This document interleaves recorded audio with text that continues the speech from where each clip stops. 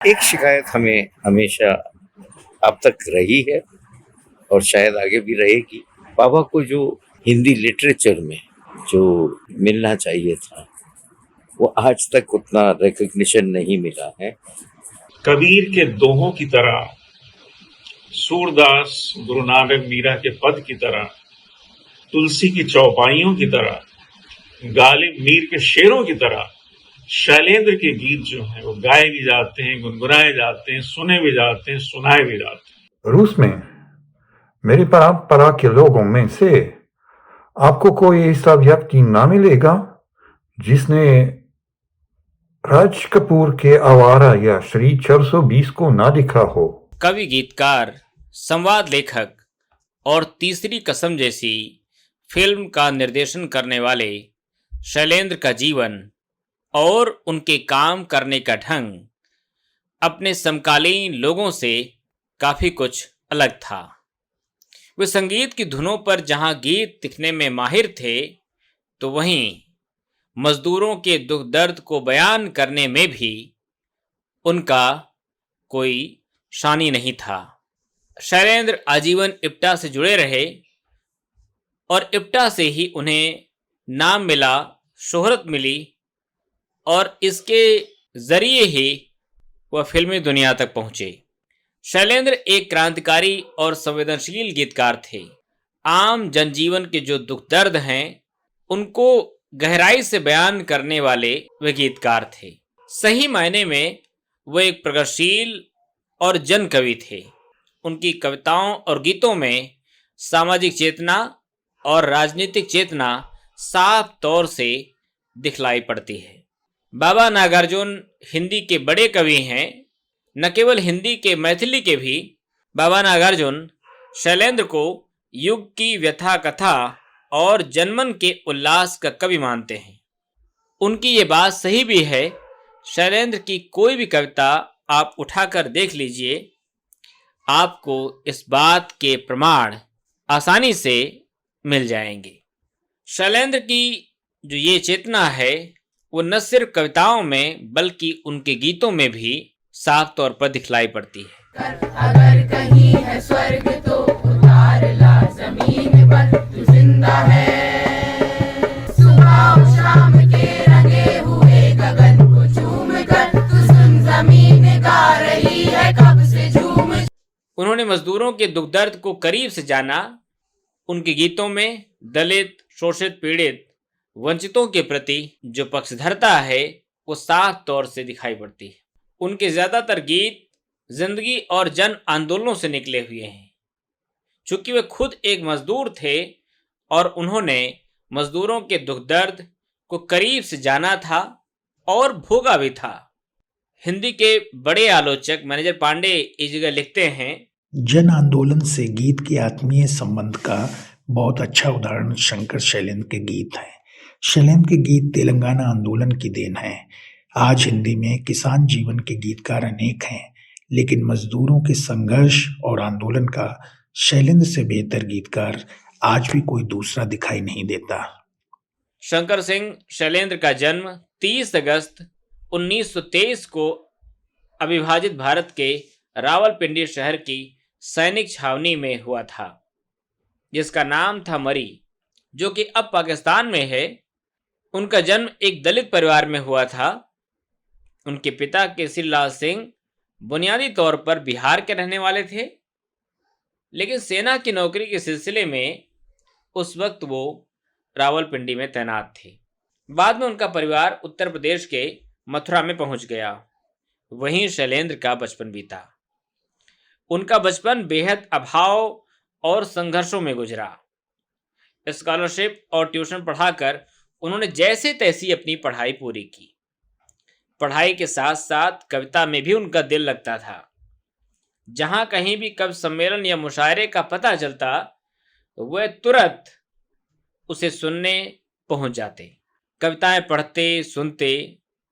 कब कविता उनके मिजाज का हिस्सा हो गई, शैलेंद्र को खुद भी पता नहीं चला। खुद कविताएं लिखने लगे और एक दिन ऐसा भी आया जब कवि सम्मेलनों में उनकी भागीदारी श्रोता के तौर पर नहीं एक कवि के रूप में होने लगी।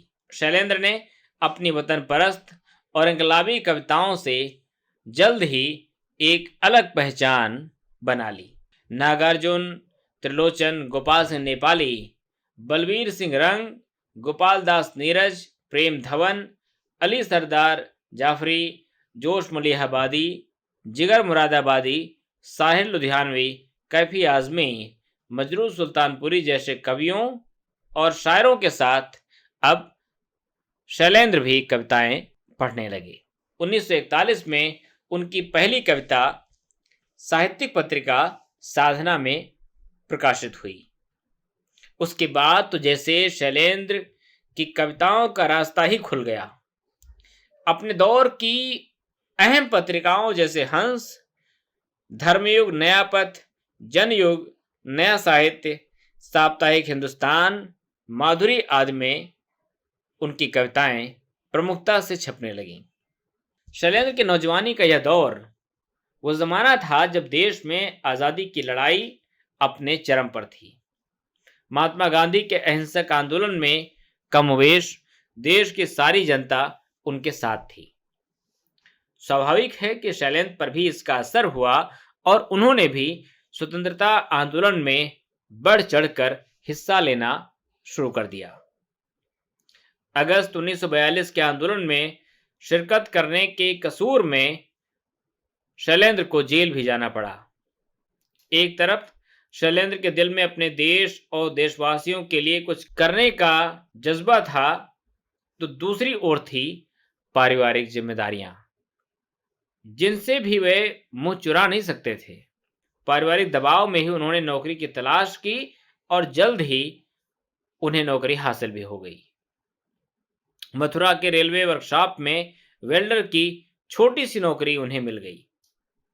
लेकिन नौकरी के साथ साथ शैलेंद्र ने अपनी पढ़ाई जारी रखी। झांसी से उन्होंने रेलवे अप्रेंटिस का 5 साल का इंजीनियरिंग कोर्स किया। इस दौरान उनका तबादला माटुंगा रेलवे वर्कशॉप मुंबई में हो गया। मुंबई में शैलेंद्र के शुरुआती जिंदगानी काफी तकलीफ दे रही। उन्होंने खूब संघर्ष किया। बकौल अदाकार शौकत कैफी एक छोटे से कमरे में तख्त के ऊपर शैलेंद्र का सोने और पढ़ने लिखने का सामान तथा तख्त के नीचे आटा चावल के डब्बे और स्टोव, यानी ऊपर बेडरूम और रीडिंग रूम, नीचे किचन। रेलवे में नौकरी करने के दौरान ही शैलेंद्र मजदूरों के संपर्क में आए। उनके दुख देखे, परेशानियों से उनका वास्ता हुआ। मजदूरों की समस्याओं, उनका शोषण और उन पर किए जा रहे अत्याचार को उन्होंने नज़दीक से देखा और समझा। इन सब बातों का शैलेंद्र के कवि मन पर क्या असर हुआ, इसका उल्लेख शैलेंद्र ने अपने आत्म परिचय में दिया था, जो धर्मयुग पत्रिका में प्रकाशित हुआ था। मशीनों के तानपुरे पर गीत गाते हुए भी सामाजिक विषमता पर नजर जाए बिना ना रह सकती। तनख्वाह के दिन 9 या 10 तारीख को कारखाने के दरवाजे पर जहां मिठाई और कपड़े की दुकानों का मेला लगता, वहां पठान और महाजन भी अपना सूद ऐंठने के लिए खड़े रहते। आदमी निकला और गर्दन पकड़ी। देश के बहुत से लोग उधार और मदद पर ही जिंदगी गुजार रहे हैं। गरीबी मेरे देश के नाम के साथ जोंक की तरह चिपटी है। नतीजा, हम सब एक हो गए। कवि, मैं और मेरे गीत, और विद्रोह के स्वर गूंजने लगे। 50-50 हजार की भीड़ के बीच सभाओं और जुलूस में गाए हुए इस काल के गीत, नया साहित्य और हंस में छपी इस काल की कविताएं अति उग्रवादी अवश्य थी, लेकिन इनके माध्यम से जनजीवन और रुचि को समझने का अवसर मुझे मिला। जनजीवन के पास रहने की आदत पड़ी, जो कालांतर में फिल्मी गीतकार की हैसियत से बहुत काम आई।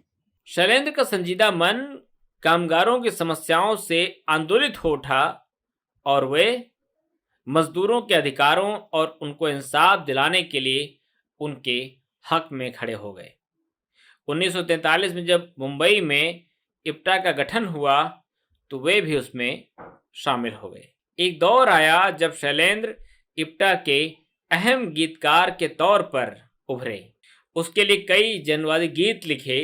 प्रगतिशील लेखक संघ, कामगार यूनियन और इप्टा के सरगर्म मेंबर के तौर पर उन्होंने मजदूरों, कामगारों की आवाज बुलंद की, उनके अधिकारों के लिए संघर्ष किया। शैलेंद्र की जिंदगी के लिए जैसे यहीं से एक मकसद मिल गया। अपने गीतों में वे अब मजदूरों की हक की बात करने लगे। उनकी समस्याओं को हुक्मरानों तक पहुंचाना अब शैलेंद्र का मकसद बन गया। लेकिन इसके लिए उन्हें अपनी नौकरी कुर्बान करनी पड़ी। 1951 में उन्होंने अपनी डायरी में इस बात को दर्ज किया है। रेलवे की नौकरी छोड़ दी। अरे ना छोड़ता तो छूट जाती। अधिकारी मेरे राजनीतिक और ट्रेड यूनियन की गतिविधियों से खुश नहीं थे। 5 वर्ष का इंजीनियरिंग का कोर्स, 3 वर्ष की पक्की नौकरी, सब बेकार गई।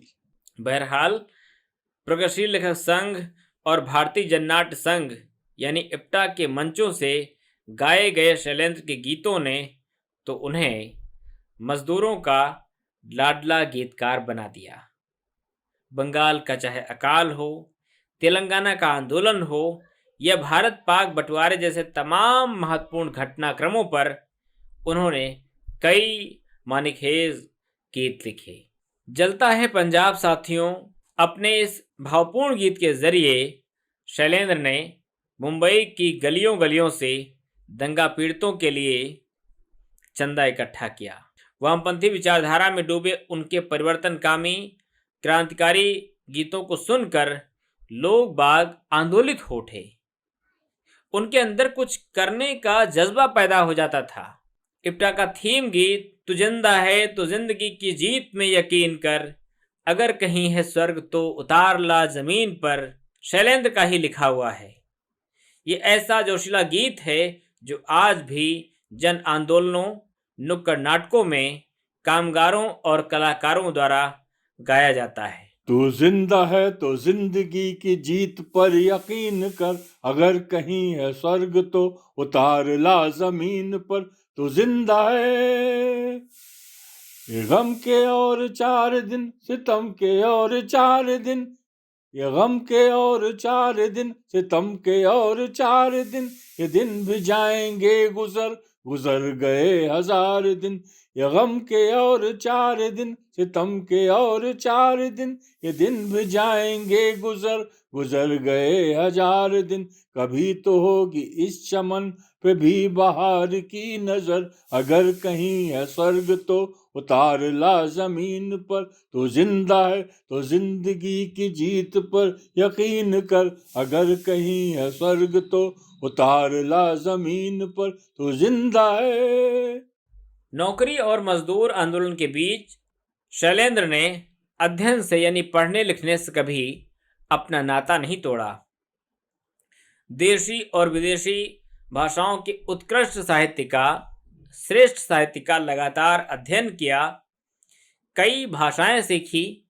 कहा तो यहाँ तक जाता है कि उन्होंने 14 भाषाएं सीखी, जिनमें संस्कृत, अंग्रेजी, गुजराती, मराठी, बांग्ला, पंजाबी, रूसी, ऐसी कई और भाषाएं वो जानते थे।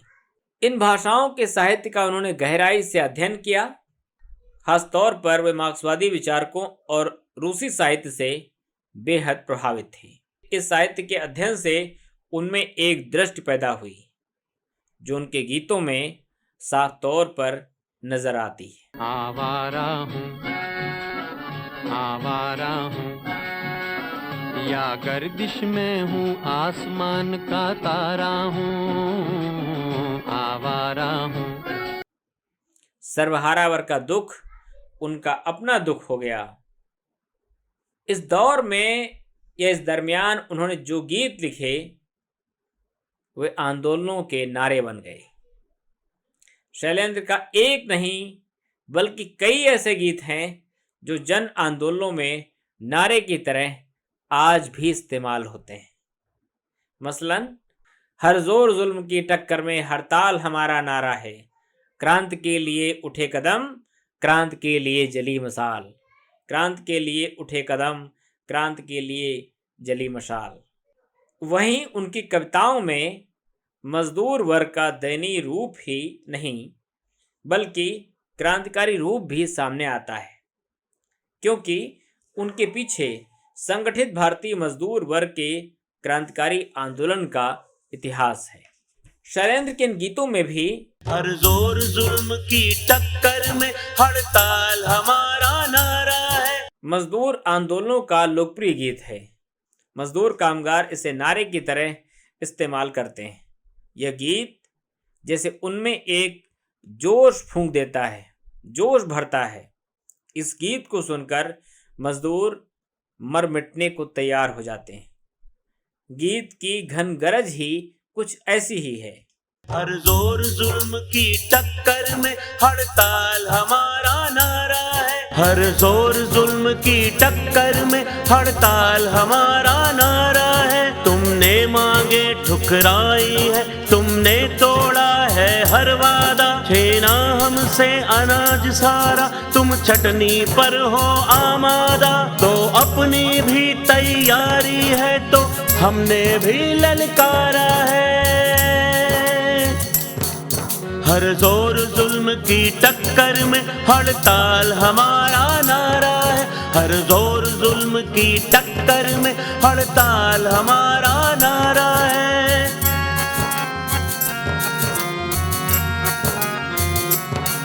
समझौता कैसा समझौता हमला तो तुमने बोला है महंगाई ने हमें निगलने को दानव जैसा मुंह खोला है हम मौत के जबड़े तोड़ेंगे एक हथियार हमारा है हर जोर जुल्म की टक्कर में हड़ताल हमारा नारा है हर जोर जुल्म की टक्कर में हड़ताल हमारा नारा है हर जोर जुल्म की टक्कर में हड़ताल हमारा नारा है। न्योता और चुनौती शैलेंद्र का एक अकेला कविता संग्रह है जो मई 1955 में प्रकाशित हुआ था, जिसमें उनकी 32 कविताएं और जनगीत संकलित हैं। ये संकलन मराठी के प्रसिद्ध लोक गायक जन कवि अण्णा भाऊ साठे को समर्पित है।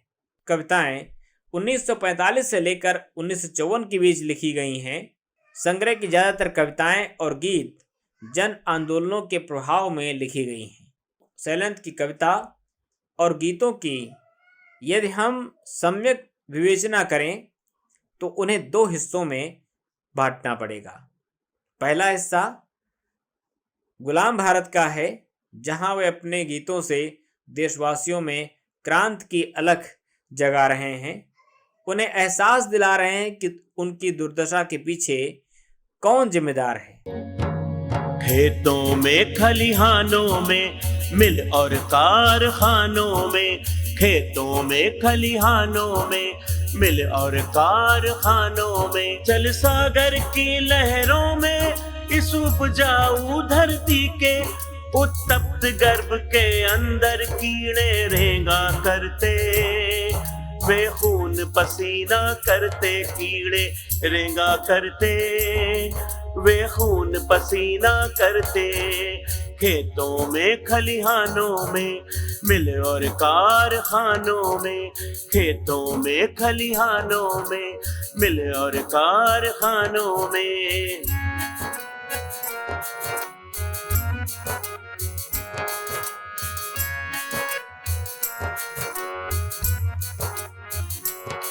निर्धन के लाल लहू से लिखा कठोर घटनाक्रम निर्धन के लाल लहू से लिखा कठोर घटनाक्रम यूं ही आए जाएगा यूं ही आए जाएगा जब तक पीड़ित धरती से पूंजीवादी शासन का नित निर्बल के शोषण का यह दाग न धुल जाएगा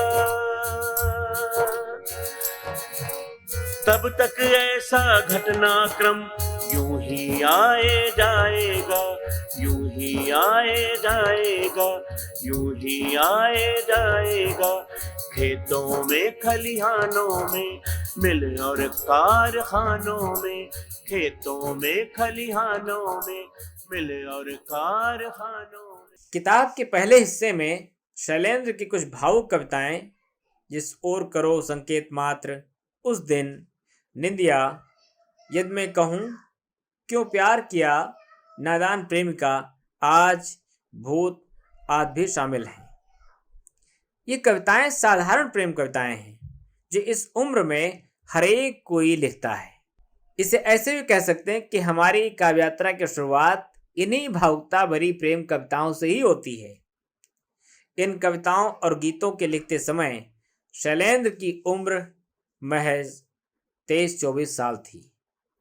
जैसे जैसे शैलेंद्र वैचारिक तौर पर परिपक्व होते हैं, उनके गीतों की भावभूमि बदल जाती है। गीतों में एक नजरिया आता है, उनका लहजा आक्रामक होता चला जाता है। आखिर वो दिन भी आया जब देश आज़ाद हुआ। करोड़ों करोड़ लोगों के साथ इस आज़ादी का शैलेंद्र ने भी स्वागत किया। शैलेंद्र अपने गीतों में सिर्फ सरमायादारी और साम्राज्यवाद का विरोध ही नहीं करते, बल्कि अपने गीतों में इसका एक विकल्प भी देते हैं। उनका मानना था कि समाजवाद से ही किसानों, मजदूरों और आम आदमियों के अधिकार सुरक्षित होंगे, उन्हें वास्तविक इंसाफ मिलेगा। लिहाजा वे इकट्ठा होकर सरमायादारी के खिलाफ लड़ाई लड़ें। कविता संग्रह न्योता और चुनौती के अपने सभी गीतों में शैलेंद्र देशवासियों को जहां नई चुनौतियों से अवगत कराते हैं, तो वहीं उन्हें न्योता देते हैं क्रांति के लिए, समाज और राजव्यवस्था में बदलाव के लिए। अंदर भी आग जला, इस बार प्रभात की ज्वाला आदि गीतों में शैलेंद्र के क्रांतिकारी तेवरों की झलक देखी जा सकती है। मित्रों, 14 दिसंबर 2024 शैलेंद्र जी की पुण्यतिथि है। 1966 में उनका निधन हुआ था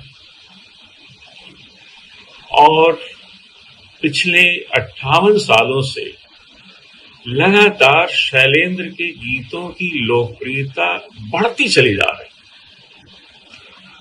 मैं मानता हूं कि जिस तरह से कहानी लिखते लिखते प्रेमचंद कहानी का पर्याय बन गए, शहनाई बजाते बजाते बिस्मिल्लाह खान और शहनाई एक ही हो गए, शहनाई का नाम आते हैं बिस्मिल्लाह खान को याद करते। उसी तरह से फिल्मों में गीत लिखते लिखते शैलेंद्र भी गीतों का पर्याय हो गए। जब भी हम फिल्मी गीतों की बात करते हैं, मानक गीतों की बात करते हैं, लोकप्रिय गीतों की बात करते हैं, सामाजिक सरोकार प्रधान, संवेदना प्रधान गीतों की बात करते हैं, तो साहिर और शैलेंद्र का नाम सबसे पहले आता है। और मैं मानता हूं कि साहिर और शैलेंद्र जो है वो सिने गीत आकाश के आफताब और महताब। दोनों में एक अंतर और भी है कि साहिर साहब जो नज़में लिखते थे, जो गजलें लिखते थे, जो गीत लिखते थे, संगीतकार उनकी धुनें बनाते थे, लेकिन शैलेंद्र उससे भी मुश्किल काम करते थे कि संगीतकार के द्वारा दी गई ट्यून के ऊपर, धुन के ऊपर गीत लिखते थे, और ये काम बड़ा मुश्किल होता है। मुझे याद है कि आजमी साहब हमारे एक प्रोग्राम में आए थे, उन्होंने बड़ी अच्छी बात कही थी। वो कह रहे कि फिल्मों में गीत लिखना बिल्कुल वैसे ही है कि संगीतकार अक्सर क्या करता है कि वो पहले कब्र खोद देता है, फिर कहता है इसी साइज का मुर्दा ढूंढ लाओ, यानी वो ट्यून देता है और कहता है इसी ट्यून के ऊपर अब आप ऐसे सुंदर सार्थक मानी के शब्द बनाइए कि जो गीत अमर हो जाए। और शैलेंद्र इस कला में माहिर थे। मेरा ही मानना है कि शैलेंद्र के गीत जो हैं वो हमारे जीवन में लोकोक्तियों और मुहावरों की तरह हमारे जीवन में शामिल हो गए। कबीर के दोहों की तरह, सूरदास गुरु नानक मीरा के पद की तरह, तुलसी की चौपाइयों की तरह, गालिब मीर के शेरों की तरह शैलेंद्र के गीत जो हैं वो गाए भी जाते हैं, गुनगुनाए जाते हैं, सुने भी जाते हैं, सुनाए भी जाते हैं। शैलेंद्र की लोकप्रियता केवल भारत में ही नहीं थी। मैं रूस 6 साल रहा हूं, वहां उनकी लोकप्रियता को देखा। उनके 2 गीत बेइंतहा लोकप्रिय, आवारा हूं गर्दिश में हूं आसमान का तारा। ये गीत वास्तव में प्रगतिशील चेतना का प्रखर गीत है और ये शोषित समाज का एक जीवन दस्तावेज भी मैं इसे कहूंगा। दुनिया में तेरे तीर का यहाँ तक तीर का मारा हूं, कितनी सुंदर बात। वो सवाल खड़ा करते हैं कि वो एक पूंजीवाद के प्रति और शोषकों के प्रति खिलाफ वो अपना आक्रोश व्यक्त करते हैं। सोल्जेनित्सिन जिनको नोबेल प्राइज भी मिला, जो रूस के बहुत बड़े उपन्यासकार हुए हैं, उन्होंने कैंसर वार्ड अपनी किताब में आवारा हूं गीत का जिक्र किया। ये कितनी बड़ी बात है कि जो नोबेल प्राइज विनर शख्सियत है वो अपनी किताब कैंसर वार्ड में आवारा फिल्म और आवारा के शीर्षक गीत की वो चर्चा करते हैं। तो ये किसी भी गीत की, किसी भी कविता की बहुत बड़ी लोकप्रियता है। जब आप सरहदें पार करके गीत जो दूसरे देशों तक पहुंचते हैं, 7 समुद्रों तक पार पहुंचते हैं, तो निश्चित तौर पर हमारे गीत को सफल माने जाते हैं। और शैलेंद्र को रेणु जी कविराज कहते थे। राज कपूर हमेशा उनको पुष्किन के रूप में संबोधित करते थे। और नागार्जुन साहब ने शैलेंद्र के निधन के 6 साल बाद एक कविता लिखी थी शैलेंद्र के प्रति। उसमें पहली लाइन में उन्होंने इस बात का जिक्र किया कि वो गीतों के जादूगर का मैं छंदों से तर्पण करता। तो कितनी सुंदर बात कही है कि शैलेंद्र को एक बड़ा प्रगतिशील कवि नागार्जुन जो है वो उनको गीतों का जादूगर बताता। शैलेंद्र को मैं अक्सर मानता हूं कि जो शैलेंद्र की रचनाएं हैं, उन्होंने लगभग 800 फिल्मी गीत लिखे, लगभग 70 कविताएं लिखी हैं। तो उनकी समस्त कविताओं और गीतों में अक्सर जो अगर संक्षेप में बात कहें तो वो उनके गीतों में संवेदना और सृजन का राग है, प्रतिरोध और प्रतिबद्धता की आग है, समानता, स्वतंत्रता पर आधारित जो एक हंसी समाज का एक उनका जो एक हंसी ख्वाब है, इस बात से भी हम इनकार नहीं कर सकते। उन्होंने ऐसे समाज की तुलना की है कि जिसमें हर व्यक्ति को उसको हक मिले, हर व्यक्ति को उसको हक मिलना चाहिए, उसको रोटी मिले, उसको कपड़ा मिले, मकान मिले। और उनकी मैं तो अक्सर ये मानता हूं कि वो जहां उनको मौका मिला, फिल्मी गीतों में भी उन्होंने साहित्यिक कविता की बात कही। देखिए भूख के ऊपर कितना सुंदर गीत जो उजाला फिल्म ने लिखा है। चूल्हा है ठंडा पड़ा और पेट में आग है, गर्मा गर्म रोटियां, कितना हंसी ख्वाब, कितनी सुंदर बात है। तो ये भूख के बारे में दिनकर ने भी कहा, बहुत से कवियों ने लिखा है, शायरों ने लिखा है भूख के ऊपर, बहुत से लोग, गुलजार साहब ने लिखा, जावेद साहब ने लिखा, शकील साहब ने लिखा। लेकिन फिल्मों में एक कविता के रूप में आप व्यक्त करते हैं भावनाओं को, तो मुझे लगता है ये शैलेंद्र की बहुत बड़ी खूबी है। शैलेंद्र के गीत हमारे होठों का श्रृंगार भी है और हृदय का हार भी है। और आज देखिए लगभग उन्होंने 49 में अपना करियर प्रारंभ किया था और आज जो है लगभग जो है 75 साल होने को आ गए हैं। और उनके गीतों का जो महत्व है वो समय के साथ साथ बढ़ता ही चला जा रहा है और आने वाले समय में उनके गीतों को एक मानक के तौर पर स्वीकार करता है। हर जो नया गीतकार है उनको कहता है यस, वो इनके गीत जो है मानक है, हमें ऐसे ही गीत लिखने चाहिए।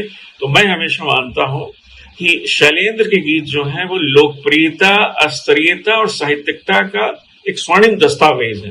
तो मैं सभी मित्रों का आभार व्यक्त करता हूं कि शैलेंद्र को हमेशा हम अपने गीतों के माध्यम से अपने दिल में बसाएं और आने वाले समय पर शैलेंद्र के ऊपर ज्यादा से ज्यादा कार्यक्रम हो, उनकी कविताएं, उनके जो गीत हैं वो पाठ्यक्रम में लगे। और जो तीसरी कसम जो फिल्म उन्होंने बनाकर अपने प्राणों की आहुति दी थी, मैं तो अक्सर कहता हूं कि सिनेमा के आकाश में साहित्य का चांद अगर कोई है तो तीसरी कसम है। तो मैं जाहिद खान साहब और विपिन तिवारी साहब आपका बड़ा आभार व्यक्त करता हूं कि आपने मुझे इस कार्यक्रम में शामिल किया, मुझे अपनी बात कहने का मौका दिया। बहुत बहुत आभार, धन्यवाद। शैलेंद्र के गीतों में गजब की लय और भाषा की रवानी है। आम फहम भाषा में वे बड़ी बड़ी बातें कह जाते हैं। इन गीतों में कहीं कहीं ऐसा व्यंग्य है जो उनके गीतों को धारदार बनाता है। डॉक्टर रणजीत अपनी किताब हिंदी के प्रगतिशील कवि में शैलेंद्र के गीतों की इस खासियत को यूं बयां करते हैं। प्रगतिशील कवियों में नागार्जुन के बाद कदाचित शैलेंद्र सर्वाधिक सफल व्यंगकार हैं। नागार्जुन की तरह ही उनका व्यंग भी बड़ा तीखा और तिलमिला देने वाला है। शैलेंद्र अपने गीतों में घुमा फिरा करके नहीं बल्कि सीधे सीधे बात करते हैं। इस साफगोई से कहीं कहीं उनकी भाषा और भी ज्यादा तल्ख हो जाती है। मशहूर नगमा निगार और शायर कैफी आजमी जो उनके इप्टा के साथी भी थे। उन्होंने शैलेंद्र की कविताओं की तारीफ करते हुए लिखा है।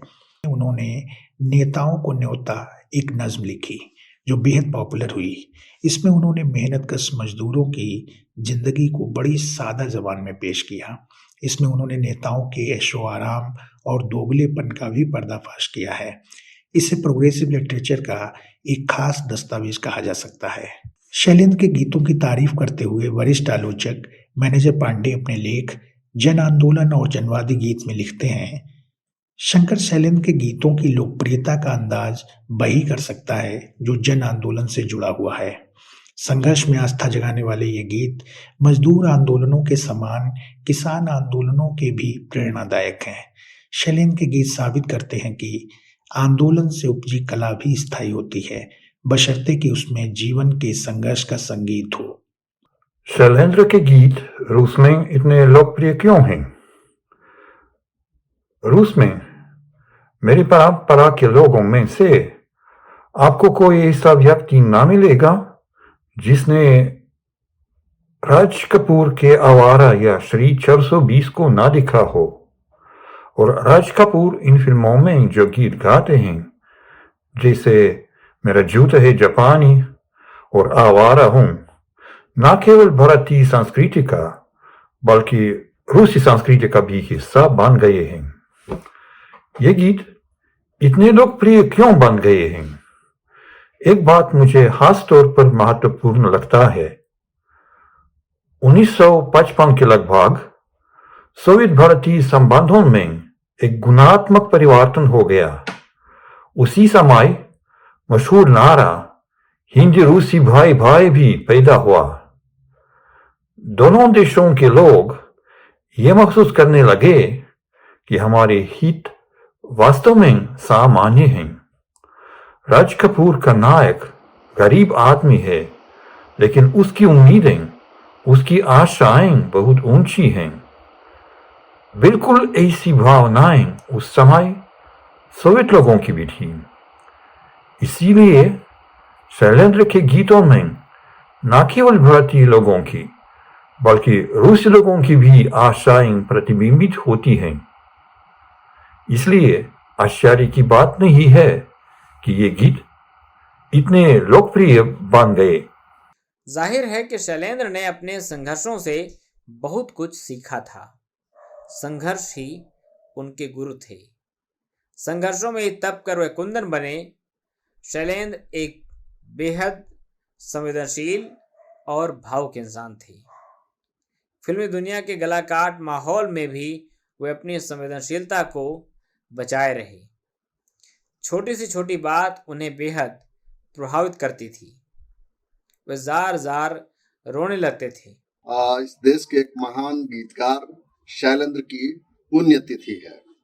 पुण्यतिथि के बहाने शैलेंद्र को याद करना असल में भारतीय सिनेमा के उस स्वर्णिम युग को याद करना है, जब यथार्थपरक गीत जिंदगी के सच्चाइयों से लबरेज हुआ करते थे और उसमें मानवतावाद के उदात्त मूल्य समाहित होते थे। तो शैलेंद्र ऐसे ही उदात्त मानवतावादी मूल्यों की पैरोकारी करने वाले एक महान गीतकार थे। उनके हर गीत में आप जैसे जिंदगी की रवानी और जिंदगी की लज्जत देख सकते हैं। जीवन को शैलेंद्र ने संपूर्णता में संबोधित करने की कोशिश की। मंदिनी के गीत हों, मधुमती के गीत हों, या फिर जैसे आवारा फिल्म के गीत हों, या 420 के गीत हों, या अनाड़ी के गीत हों, ये सब जैसे भारतीय सिनेमा के हस्ताक्षर गीत बन गए। लेकिन शैलेंद्र की महानता सिर्फ इसी बात में अंतर्निहित नहीं थी। असल में शैलेंद्र जिंदगी की पैरोकारी करने वाले संगीतकार थे। जिंदगी के अंदर जो सच्चाई है और तथ्य है, उन तथ्यों का बयान आप आसानी से शैलेंद्र के गीतों में देख सकते हैं। तू जिंदा है तो जिंदगी के जीत में यकीन कर, अगर कहीं है स्वर्ग तो उतार ला जमीन पे। इस गीत की रचना शैलेंद्र ने की और ये इप्टा का स्टेटमेंट गीत की तरह बन गया। साथ ही साथ शैलेंद्र ने लिखा कि हर जोर जुल्म के टक्कर में हड़ताल हमारा नारा है।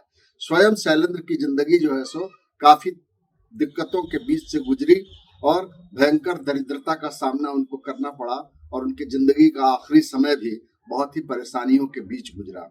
यही नहीं, शैलेंद्र को सामाजिक विभेद का भी सामना करना पड़ा, इसीलिए उत्पीड़न के हर प्रकार का विरोध शैलेंद्र के गीतों में मौजूद है और जिंदगी का एक विराट स्वप्न भी है।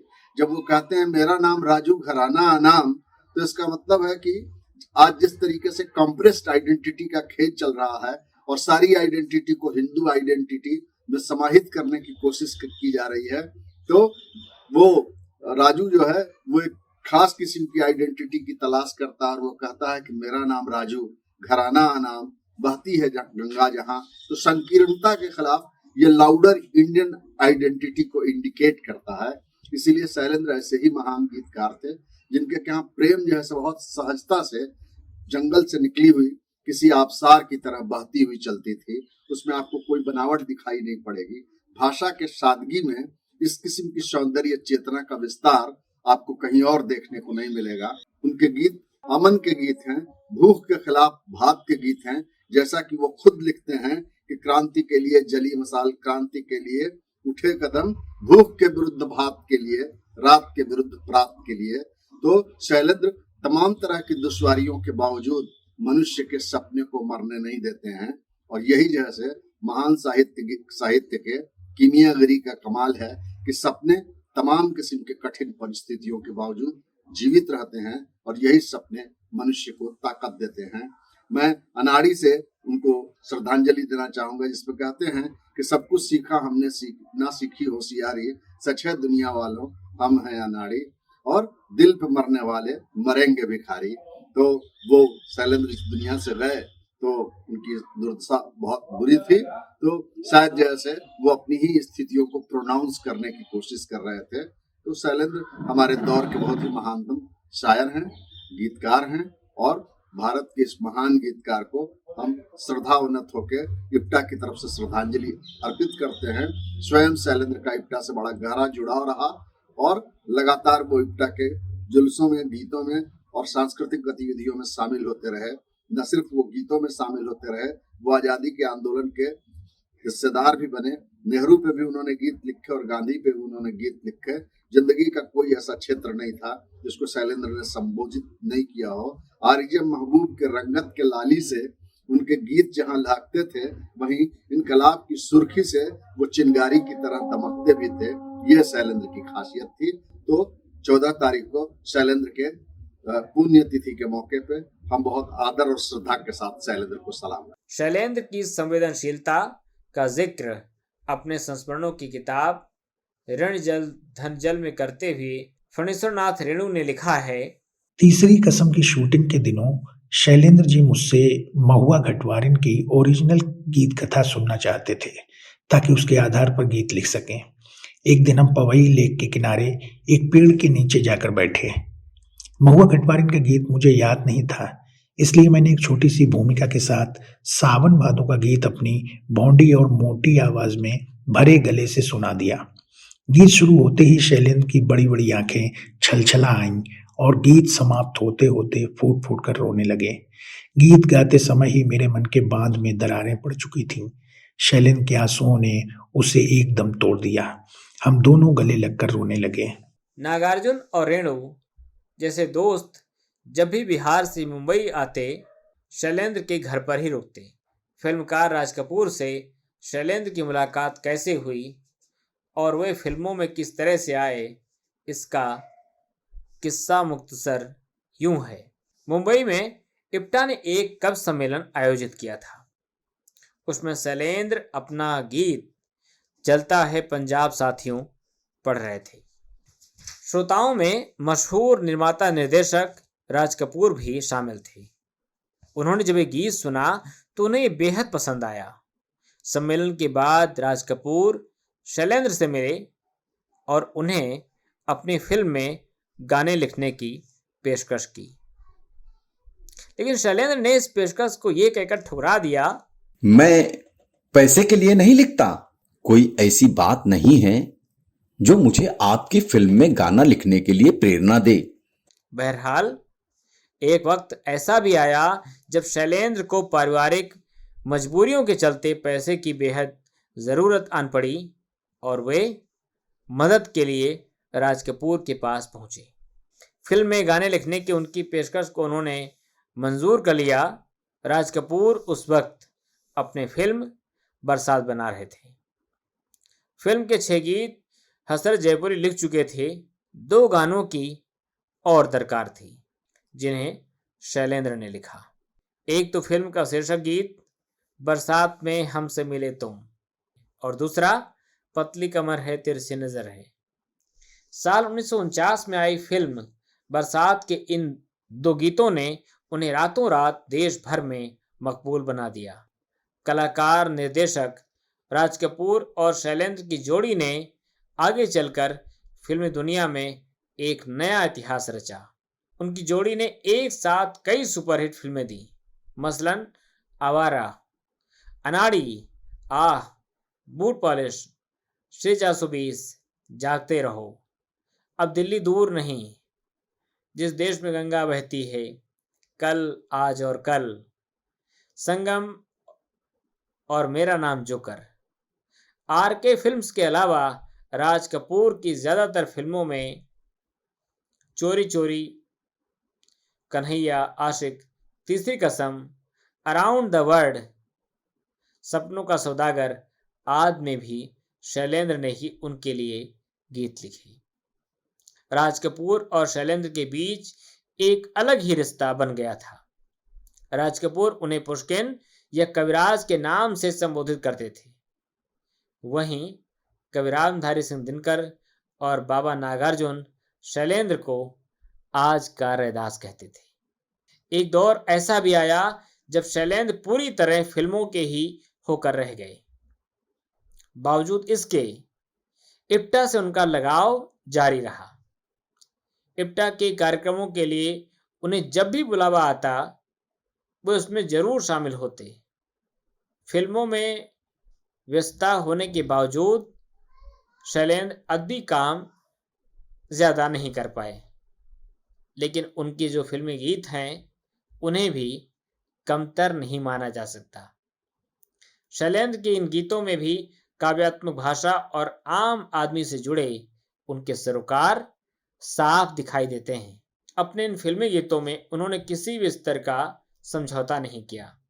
गीतकार शैलेंद्र के बारे में कहानीकार भीष्म साहनी का कहना था, शैलेंद्र के आने पर फिल्मी दुनिया में एक नई आवाज सुनाई पड़ने लगी थी।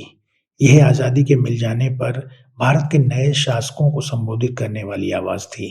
इसके तेवर ही कुछ अलग थे। बड़ी बेबाक, चुनौती भरी आवाज थी। इसमें दृढ़ता थी, जुझारूपन था, पर साथ ही इसमें अपने देश और देश की जनता के प्रति अगाध प्रेम भाव था। साथ ही शासकों से 2 टूक पूछा भी गया था, लीड रू न गाओ गीत राम राज का, इस स्वराज का क्या हुआ किसान कामगार राज का। शैलेंद्र का दिल वाकई गरीबों के दुख दर्द और उनकी परेशानियों में बसता था। उनकी रोजी रोटी के सवाल वे अक्सर अपने फिल्मी गीतों में उठाते थे। सूरज जरा आ पास आ, आज सपनों की रोटी पकाएंगे हम। वहीं फिल्म मुसाफिर में वे फिर अपने गीत में रोटियों की बात करते हुए कहते हैं, क्यों न रोटियों का पेड़ हम लगा लें, रोटी तोड़ें आम तोड़ें, रोटी आम खा लें। 14 दिसंबर शैलेंद्र का इस दुनिया से प्रयाण का दिवस है। उन्हें हार्दिक श्रद्धांजलि। हम शैलेंद्र पर चर्चा करने के लिए लोगों के बीच जाते हैं, लोगों से बातें करते हैं, लेकिन हमें यह नहीं लगता कि शैलेंद्र गुजरे जमाने के गीतकार हैं। ऐसा लगता है मानो शैलेंद्र आज के हमारे बीच के गीतकार हैं, क्योंकि वे अपनी रचनाओं में हिंदुस्तान के आम आदमी के बारे में उस आम आदमी से ही बात करने में समर्थ हैं। इस संदर्भ में शंकर शैलेंद्र और उनके गीतों पर संवाद करना इसलिए आवश्यक है क्योंकि आज पाठक और रचनाकार के बीच की दूरी लगातार बढ़ती जा रही है। कहा जाता है कि यदि साहित्य या गीत या कविता विश्वविद्यालयों के पाठ्यक्रम में शामिल नहीं किया जाता तो उसका धड़कना कब का बंद हो गया होता। ऐसा क्यों हुआ? आखिर वे कौन से तत्व हैं जो गीतकार को, कवि को पन्नों से उठाकर लोगों के घर चौपाल तक लिए जाते हैं? इसके उत्तर में हमें बार बार तुलसी और कबीर के पास जाना होगा और शैलेंद्र जैसे गीतकारों को भुलाने का प्रमाद दोबारा नहीं करना होगा। शैलेंद्र एक ऐसे रचनाकार है जिन्हें प्राध्यापकीय व्याख्याओं, सूत्र, टीका, टिप्पणी की जरूरत नहीं रही। उनकी उपेक्षा का एक प्रमुख कारण यह भी है, उनके कहने में कोई ऐसी गुत्थी नहीं है जिसे सुलझाकर दिग्गज आलोचक अपनी प्रज्ञा ललाट के पसीने पोंछते हुए उठे। जो सहज समझ में आ जाता हो उसके बारे में बात करने की कौन मेधा खर्चता फिरे। प्रारंभिक अवस्था में वे रूमानी कविताएं किया करते थे, रूमानी गीत लिखा करते थे। लेकिन जब उन्होंने देखा कि और भी गम है जमाने में मोहब्बत के सिवा, राहतें और हैं वस्त्र की राहत के सिवा, तो उन्हें कहना पड़ा कि रूमानी कविता लिखता था सो अब लिखी न जाए, चारों ओर अकाल जीव में कागज पत्थर खाए। बच्चों के साथ बच्चों की तरह वे प्रश्न करते हैं अपने गीतों में। एक बच्चा है जो अपनी मां से कहता है, एक दिन वो मां से बोला, क्यों फूकती है चूल्हा, क्यों ना रोटियों का पेड़ हम लगा ले, आम तोड़े रोटी आम खा ले। हंस के वो अर्थात मां कहने लगी, मेहनत के बिना रोटी किस घर में पकी। शैलेंद्र परिश्रम, मेहनत की हिमायती रहे हैं। शैलेंद्र के दिल में एक आग है, और आग किसके लिए? जलाने के लिए नहीं है, निर्माण के लिए है, नव निर्माण के लिए है। एक ऐसी दुनिया जहां समरस हो, सभी समान हो, और जो जिसमें डर नहीं हो, जिसे कोई डरा नहीं सके। उनके गीत है आग हमारे सीने में, हम आग से खेलने जाते हैं, टकराते हैं जो इस ताकत से वे मिट्टी में मिल जाते हैं। वे डरते नहीं हैं। अपना उद्देश्य, अपना लक्ष्य प्राप्त किए बिना हम पीछे नहीं हटेंगे, चाहे हमारे सामने लाख बाधाएं आए। शैलेंद्र हमारे बीच नहीं है, लेकिन उनके गीत आज भी हैं, और हम अंत में नागार्जुन की इन पंक्तियों के साथ उन्हें श्रद्धांजलि देना चाहेंगे कि गीतों के जादूगर का मैं छंदों से तर्पण करता हूं, अपने युग की व्यथा कथा ही कड़ियों में ढलती जाती थी, जाने कितना नेह भरा था, बाती थी जलती जाती थी। गीत तुम्हारे गूंज रहे हैं आज भी लाख लाख कानों में, होठ तुम्हारे फड़क रहे हैं छाया छवि की मुस्कानों में। तुम प्रतिभा के ज्योति पुत्र थे, छाया क्या थी, भली भांति देखा था मैंने, दिल ही दिल थे, काया क्या थी। शत शत नमन शैलेंद्र जी। दरअसल शैलेंद्र ने भी अपनी जिंदगी में भूख और गरीबी को करीब से देखा था। वे जानते थे कि आदमी के लिए उसके पेट का सवाल कितना बड़ा है। रोजी रोटी का सवाल पूरा होने तक जिंदगी के सारे रंग उसके लिए बदरंग हैं। अपने गीतों की लोकप्रियता के बारे में कहना था, इन 16 वर्षों के हर दिन ने मेरे गीतकार को कुछ ना कुछ जरूर सिखाया है। एक बात तो दृढ़ता से मेरे मन में विश्वास बनकर बैठ गई है कि जनता को मूर्ख या सस्ती रुचि का समझने वाले कलाकार या तो जनता को नहीं समझते या अच्छा और खूबसूरत पैदा करने की क्षमता उनमें नहीं है। हां, वो अच्छा मेरी नजरों में बिल्कुल बेकार है, जिसे केवल गिने चुने लोग ही समझ सकते हैं। इसी विश्वास से रचे हुए मेरे गीत बेहद लोकप्रिय हुए। फिल्म दुनिया के अपने छोटे से करियर यानी सिर्फ 17 साल में शैलेंद्र ने कई फिल्मों में सुपरहिट गीत लिखे। इनमें किन फिल्मों का नाम लें और किन को छोड़ दें, ये थोड़ा सा कठिन सवाल है।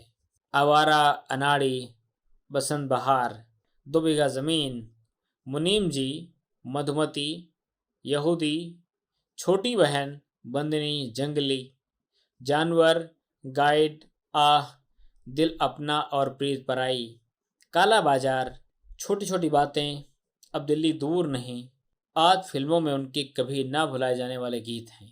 शैलेंद्र की जुबान का जादू ये देखना है तो आप इन गीतों पर नजर डालिए।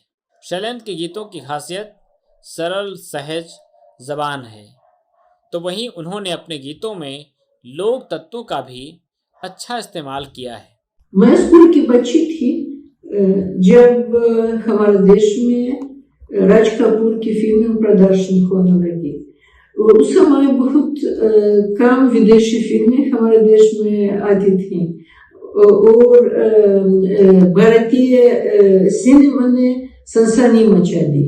हर उम्र के लोग, छोटे बड़े, बार बार 20-25 बार सिनेमा जाते थे और श्री 420 या आवारा खून देखते थे और सब लोग ये मेरा जूता है जापानी, ये पतलून इंग्लिस्तानी गाते थे और इससे जरूर हमारी दोस्ती बढ़ती जा रही थी। सब लोगों के होठों पर राज कपूर या नरगिस के नाम थे।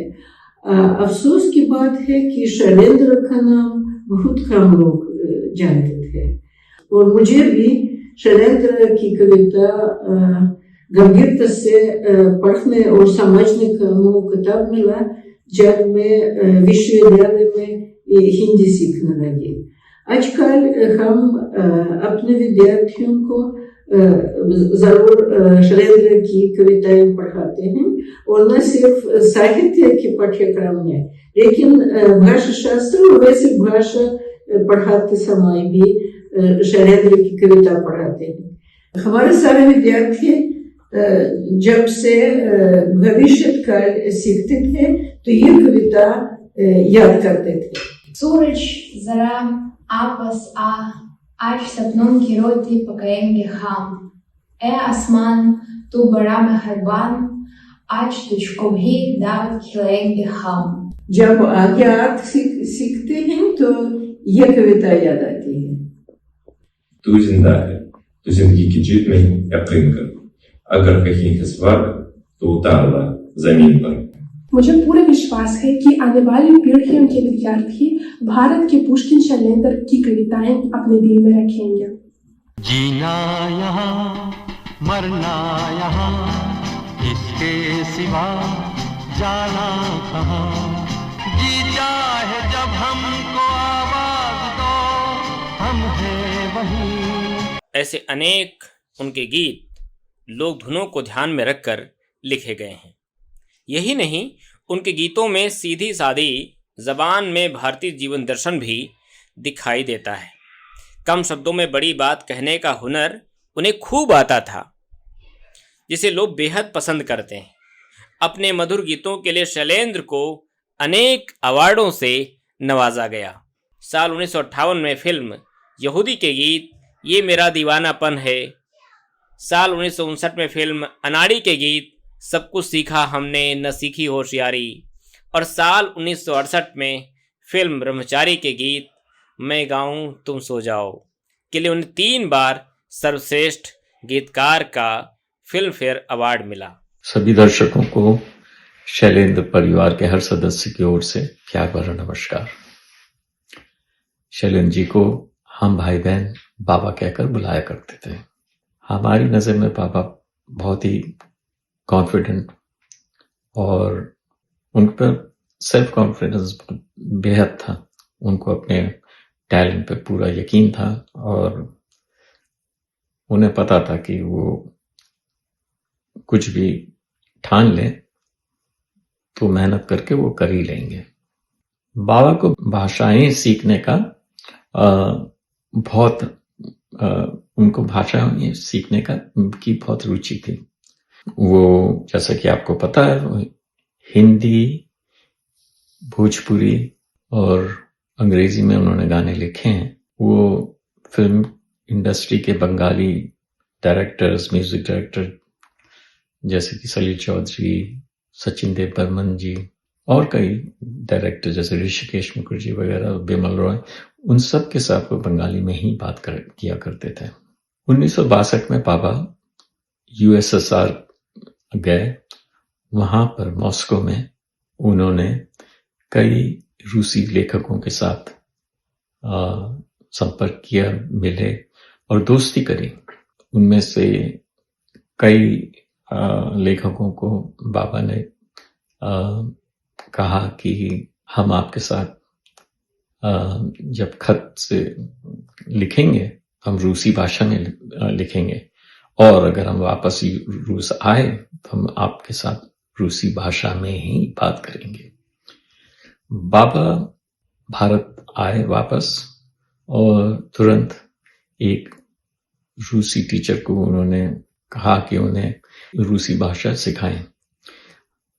तो ये जो टीचर थे वो हर संडे के रोज बाबा को रूसी भाषा सिखाने आया करते थे।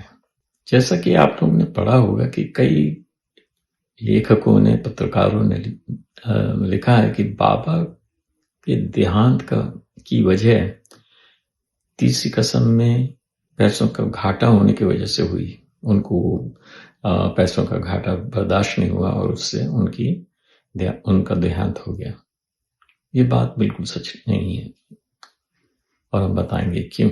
बाबा के गुजर जाने के 2-3 महीने पहले हम खेलते कूदते उनके कमरे में गए। बाबा वहां पर उनकी नोटबुक खुली हुई थी, कलम रखी हुई थी और वो कुछ लिख रहे थे। क्योंकि हमारी माँ ने हम बच्चों को सिखलाया था कि अगर बाबा कमरे में सोच रहे हैं या कुछ लिख रहे हैं तो उनको बिल्कुल भी डिस्टर्ब ना करें और उनको अकेला छोड़ें।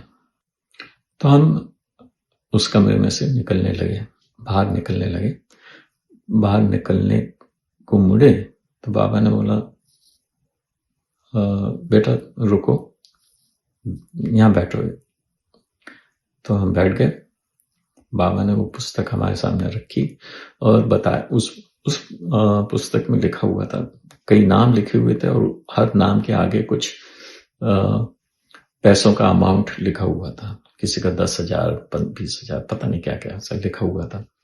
और तो बाबा ने कहा, देखो इन लोगों को हमें इतना इतना पैसा देना है, तो सारा कर्ज मिलाकर इतने रुपए होते हैं। और बाबा ने हमसे ये कहा आगे कि हम कई संगीतकारों के साथ काम करते हैं, लेकिन शंकर जयकिशन के साथ तो हमारी टीम है, शंकर जयकिशन, शैलेंद्र, हसरत जयपुरी, इसलिए उनके हर फिल्मों में हमारा गाना तो होगा ही। और इस वक्त शंकर जयकिशन के हाथ में 40 से 50 फिल्में हैं और अगर हम इन फिल्मों में एक गाना भी लिखें तो ये सब कर्ज हम अदा कर सकेंगे। इससे ये साबित होता है कि जो लोग लिख रहे हैं कि पैसों की वजह से और कर्ज की वजह से बाबा को सदमा लगा और उस वजह से उनका देहांत हुआ, ये इस बात में कोई सच्चाई नहीं है। आगे फिल्म तीसरी कसम दिल्ली में रिलीज हुई, पर बाबा प्रीमियर में नहीं जा पाए क्योंकि जो वहां का डिस्ट्रीब्यूटर था उसने बाबा के ऊपर एक मुकदमा चलाया हुआ था और उस वजह से बाबा नहीं जा पाए। बाबा को इस बात का दुख तो था ही, लेकिन वो हार मानने वालों में से तो नहीं थे। बाबा ने उस वक्त ही प्रण कर लिया था कि वो अब दूसरी फिल्म बनाएंगे। तीसरी कसम तो हो गई, पूरी रिलीज हो गई। अब आगे वो एक और नई फिल्म का प्रोजेक्ट लेके आएंगे। फिल्मी दुनिया में शैलेंद्र ने उस वक्त अपनी धाक जमाई जब वहां एक से बढ़कर एक गीतकार जैसे शकील बदायूनी, हसरत जयपुरी, मजरूर सुल्तानपुरी, साहिल लुधियानवी, कैफी आजमी, प्रेम धवन आदि एक साथ सक्रिय थे। ये लोग बेहतरीन गीत रच रहे थे, लेकिन इन गीतकारों में आपस में स्वस्थ प्रतिस्पर्धा थी। वे एक दूसरे के काम को पसंद करते और सराहते भी थे। 1963 में फिल्म ताजमहल के मशहूर नगमे जो वादा किया वो निभाना पड़ेगा के लिए नगमा निगार साहिर लुधियानवी को फिल्म फेयर अवार्ड के लिए चुना गया। लेकिन साहिर जब इस अवार्ड को लेने आए तो उन्होंने स्टेज से ये बात तस्लीम की, इस साल का बेस्ट नगमा मेरा नहीं बल्कि फिल्म बंदनी में शैलेंद्र का लिखा गीत मत रो माता लाल बहुत हैं तेरे। साहिर ही नहीं, मजरूर सुल्तानपुरी का भी मानना था कि यह शैलेंद्र का बेहतरीन गीत है। Those were the best days of my life. Baba always made time for us. अक्सर सब अपना काम वाम छोड़ के हम लोगों दोनों को पिक करते थे। गीत लेखन के अलावा शैलेंद्र ने निर्देशक बिमल रॉय की फिल्म परख के संवाद भी लिखी। कुछ फिल्मों नया घर, बूट पॉलिश, श्री 420, मुसाफिर आदि में छोटे छोटे शैलेंद्र ने रोल भी निभाए। फिल्म बूट पॉलिश में राज कपूर के कहने पर उन्होंने अंधे गायक का रोल किया। फिल्मों में गीत लिखने की शैलेंद्र की रचना प्रक्रिया भी अजब थी। लिखने के लिए वे सुबह सवेरे कोई 4-5 बजे के बीच उठकर समंदर के किनारे बैठ जाते थे। चूंकि वे कागज लेकर नहीं निकलते थे, लिहाजा सिगरेट की डिब्बी या उसकी पन्नी ही उनका कागज होती। उनके कई शानदार गीत इसी तरह से लिखे गए। शैलेंद्र ज्यादातर धुन पर गीत लिखते थे। संगीतकार पहले उन्हें धुन सुनाते और उसके बाद वे उस पर गीत लिख देते। हालांकि ये काम काफी मुश्किल है, लेकिन उन्हें कभी परेशानी नहीं आई। शैलेंद्र ने अपने फिल्मी जीवन में कुल मिलाकर 28 अलग अलग संगीतकारों के साथ काम किया। उसमें सबसे ज्यादा 51 फिल्में शंकर जयकिशन के साथ की। बरसात से लेकर मेरा नाम जोकर तक राज कपूर द्वारा बनाई गई सभी फिल्मों के शीर्षक गीत शैलेंद्र ने ही लिखे, जो बहुत लोकप्रिय हुए। कलाकार, निर्माता, निर्देशक राज कपूर शैलेंद्र की काफ़ी इज्जत करते थे और ये इज्जत थी शैलेंद्र की बेजोड़ शख्सियत और उनके आम फहम गीतों की। शैलेंद्र की मौत के बाद दिए गए एक इंटरव्यू में राज कपूर ने उनके बारे में कहा था, शैलेंद्र की रचना में उत्कृष्टता और सहजता का यह दुर्लभ संयोग उनके व्यक्तित्व में निहित दृढ़ता और आत्मविश्वास से संबद्ध है। साथ ही उनके गीतों में ऊंचा दर्शन था। पिछली सदी के 80 के दशक में जब मैं सोवियत संघ पढ़ाई करने आई थी तो यहाँ का आलम कुछ ऐसा था, जहां तक हिंदी फिल्मों का सवाल है और उसके गीतों का, कि आप कहीं पर भी सड़क पर निकल जाइए तो लोग ये देखकर कि आप भारत से हैं, कोई ना कोई हिंदी गाना गाने लगते थे, गुनगुनाने लगते थे, सिर्फ ये बताने के लिए कि वो पहचान गए हैं कि आप हमारे मित्र देश भारत से हैं। ऐसे बहुत किस्से हैं, लेकिन जिसकी तरफ मैं आपको ले जाना चाहती हूँ वो किस्सा है तबिलिसी का। उस समय मैं पढ़ाई करने तबिलिसी ही गई थी। तबिलिसी जो कि जॉर्जिया की राजधानी है और जॉर्जिया अब एक अलग देश है।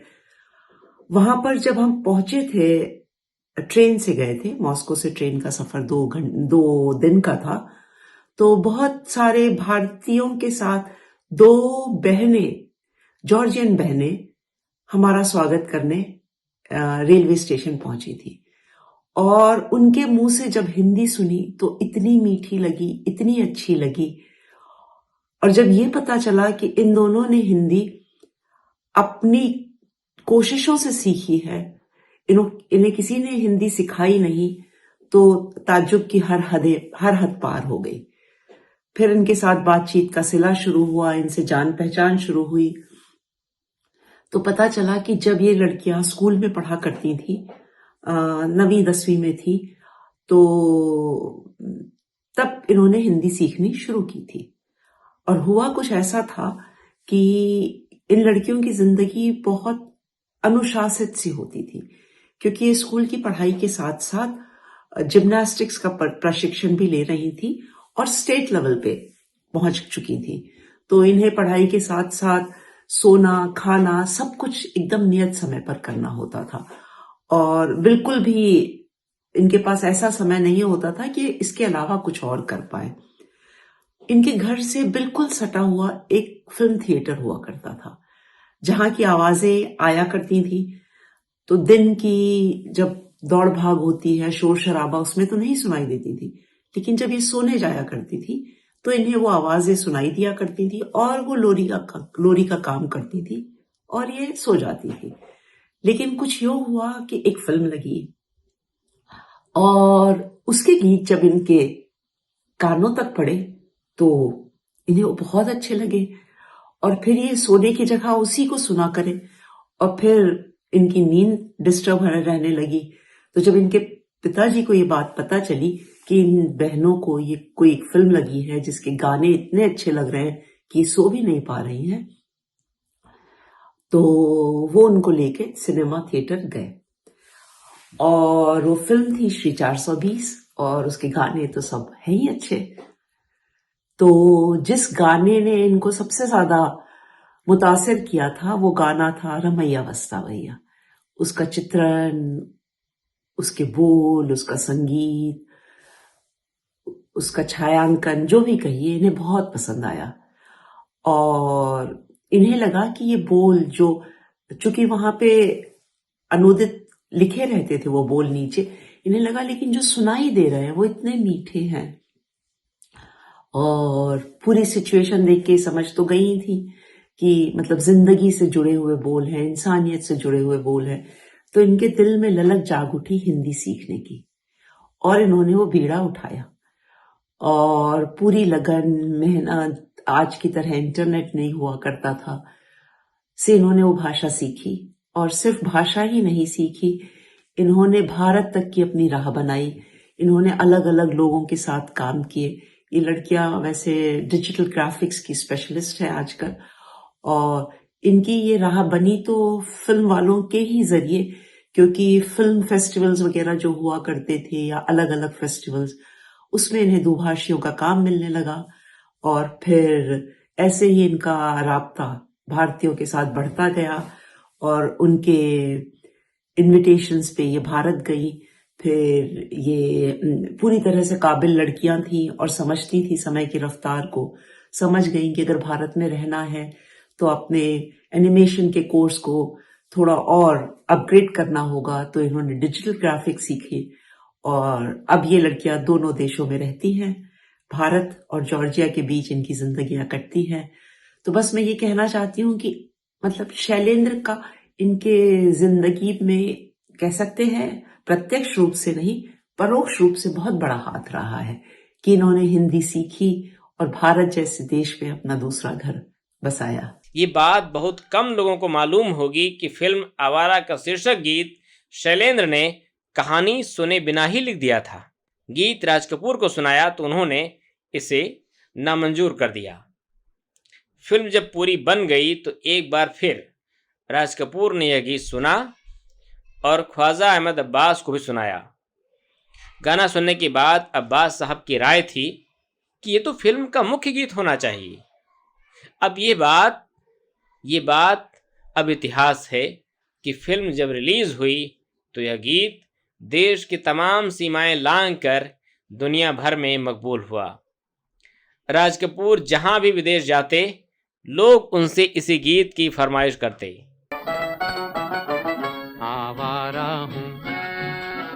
आवारा हूँ या गर्दिश में हूँ, आसमान का तारा हूँ, आवारा हूँ। आवारा हूँ सर्वहारा वर्ग का पसंदीदा गीत बन गया। तत्कालीन समाजवादी देश सोवियत संघ तक में इस गीत का जबरदस्त क्रेज था। 1955 में जब पंडित जवाहरलाल नेहरू मॉस्को की यात्रा पर गए तो सोवियत संघ के तत्कालीन प्रधानमंत्री बुल्गारिन ने नेहरू जी का खैर मकदम शैलेंद्र के इस गीत के मुखड़े आवारा हूँ, गर्दिश में हूँ, आसमान का तारा हूँ से किया था।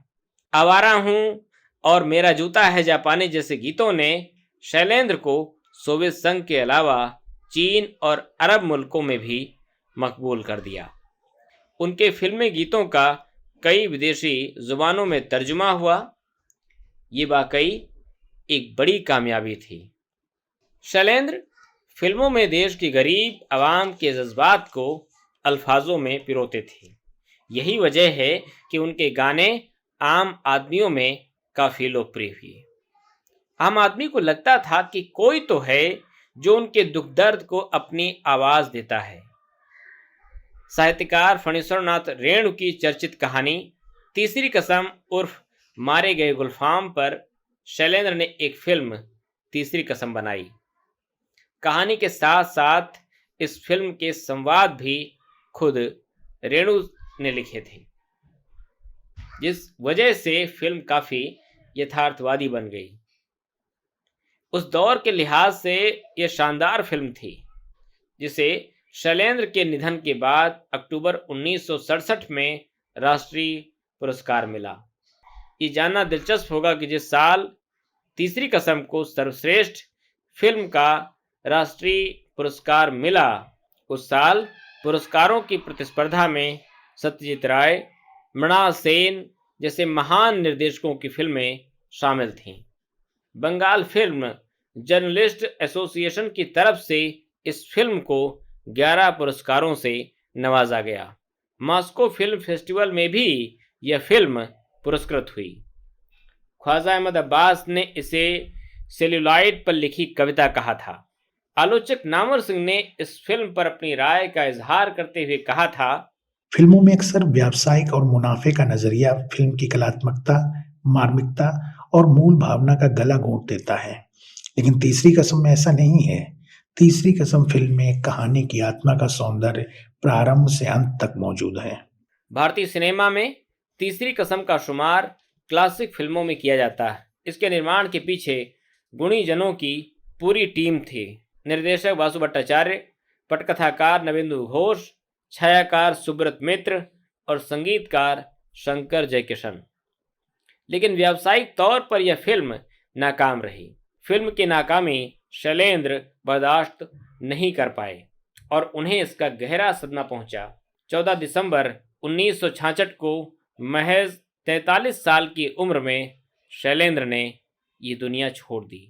मुंबई में फिल्म लेखक संघ ने शैलेंद्र को श्रद्धांजलि देने के लिए एक सभा का उस समय आयोजन किया था, जिसमें हिंदी, उर्दू के बड़े अदीब, शायर और गीतकारों ने हिस्सा लिया। ख्वाजा अहमद अब्बास और राजेंद्र सिंह बेदी ने फिल्मी दुनिया की संवेदनहीनता को शैलेंद्र की जान लेने का गुनहगार बतलाया था। राजेंद्र सिंह बेदी ने अपनी श्रद्धांजलि में कहा, शैलेंद्र नए समाज का स्वप्नदृष्टा था। अपने जिगरी दोस्त शैलेंद्र की असमय मौत से राज कपूर को भी बड़ा झटका लगा था।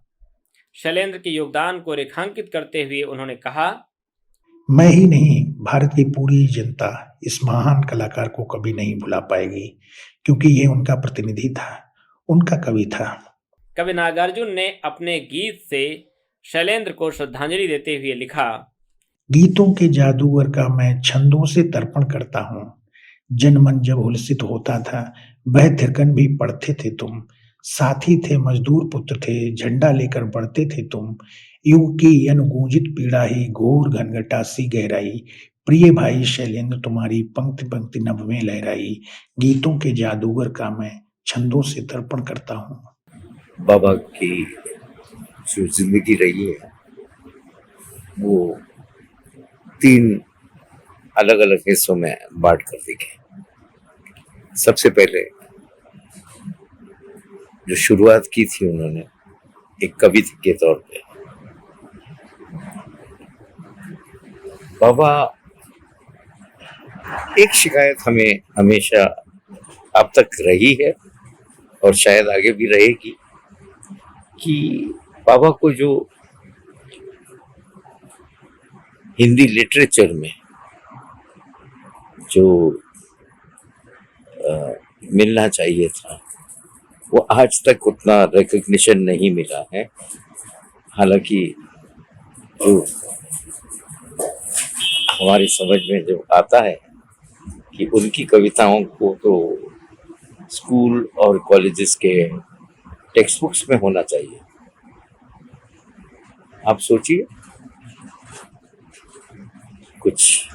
उनके कविताओं का उदाहरण देते हैं, लेकिन ध्यान रहे कि ये कविताएं 47-48 में लिखी थी, तो प्लीज आप ये ना सोचें कि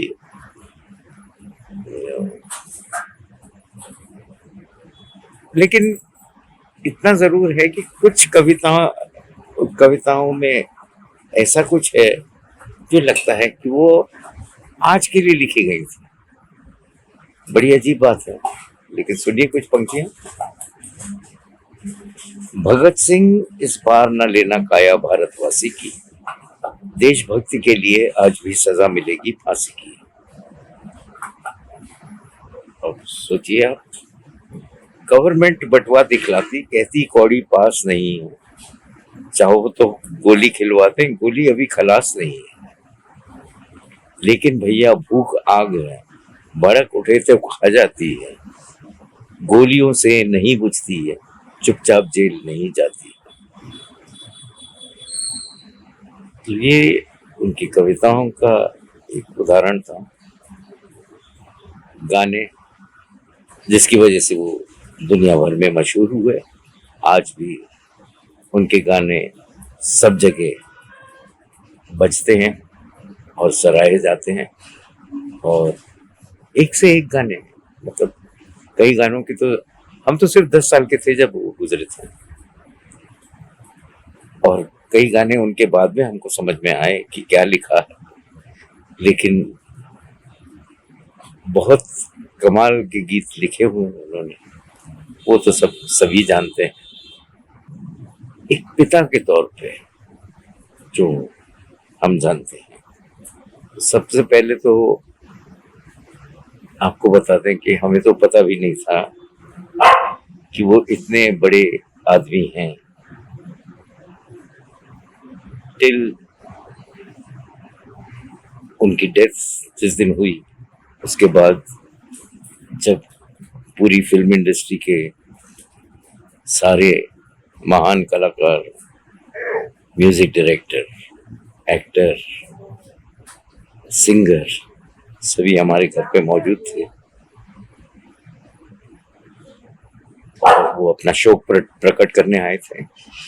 और बाहर जो भीड़ उनको देखने आई थी, वैसी भीड़ हमने कभी देखी नहीं थी, लेकिन समझ में आया कि शायद बाबा बहुत बड़े आदमी रहे होंगे, क्योंकि इतनी सादगी थी हमारे घर में।